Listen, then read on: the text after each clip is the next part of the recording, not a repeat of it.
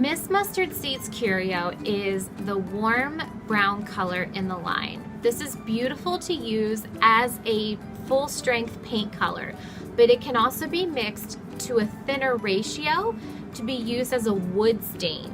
And that's what we're gonna do today. So I've got my trusty scoop. This is 1 tablespoon.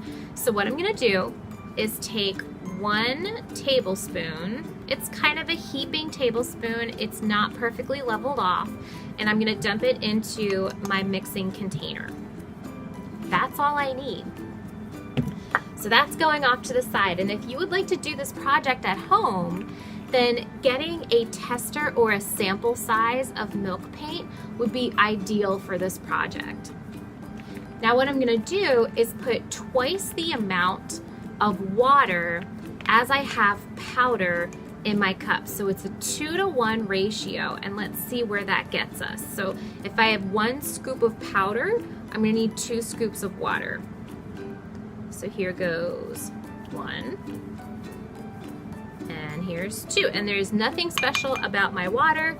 It came right from the tap. It's just regular old water, regular old temperature, like room temperature. So I'm gonna mix my milk paint up together in my cup. I'm using a popsicle stick to stir it up. Whenever you mix milk paint as a stain, it's going to feel thin. You can do this with Curio and use it as a wood stain, like a dark, rich wood stain, or you can use it with white. You can do the same technique with white and get like a whitewashed look, or you can do it with gray and get a gray wash. The choice is up to you. So here's a close-up of Curio mixed as a stain. So we want this on the thinner side. Now, when you're working with Curio, there's something that you need to keep in mind. If I just hold the camera here, can you see how the colors are kind of already starting to separate and come to the surface? Let me agitate it again. Watch the surface. See how the colors are already swirling back up to the top? That is the reason why you need to stir your Curio stain pretty often so that you keep all of those colors consistently mixed all throughout your stain. I'm wearing gloves just so my hands don't get dirty, but there's nothing in Miss Mustard Seeds milk paint that's gonna hurt you. So I'm not wearing gloves so that I don't get like chemical burns or anything. It's literally just so I don't get, paint under my nails. So I'm gonna give my milk paint a nice good stir.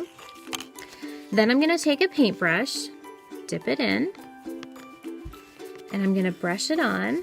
And as you can see, the milk paint is pretty thin, and that's what you want when you're mixing milk paint to work as a stain.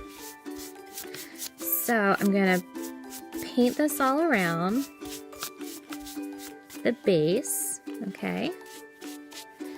And then I'm gonna come through with just a lint-free cloth, and I'm going to wipe it back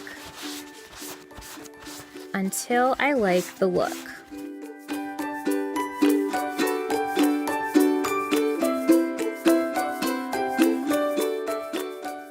And this is one aspect of Miss Mustard Seeds milk paint that is so nice, that you can use it as a stain and get color and still preserve the grain of your wood. I love that. It's so versatile. After you're finished staining your candlesticks using Curio, let them dry and then seal them with hemp oil using the same technique as described earlier in this video. And this is what they look like when they're all finished.